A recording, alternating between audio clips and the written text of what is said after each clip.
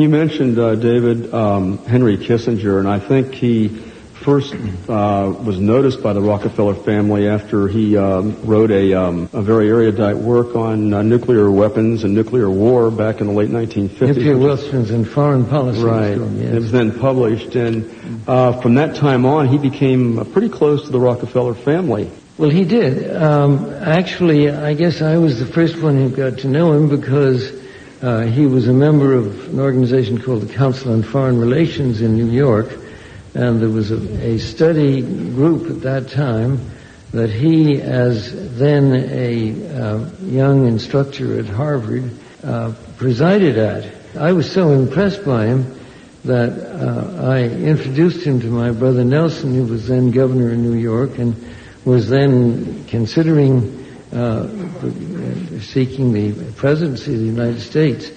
They became great friends, and actually Henry became Nelson's foreign policy advisor as long as he was in public life, and I think is one of the remarkable international statesmen in the world today. Even 30 years after he was Secretary of State, he is still asked by heads of state when he travels the world for his advice. Let me go back to the time you said when you came here, it transformed your life. Was there a course, a professor who really made that difference for you? Yes, there was one course, one seminar of Henry Kissinger, which really opened my eyes. I wasn't accepted to the seminar, but I sat in.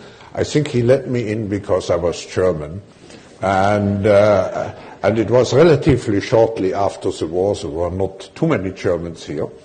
And this created a friendship which has endured until today. And, Henry has been several times in Davos.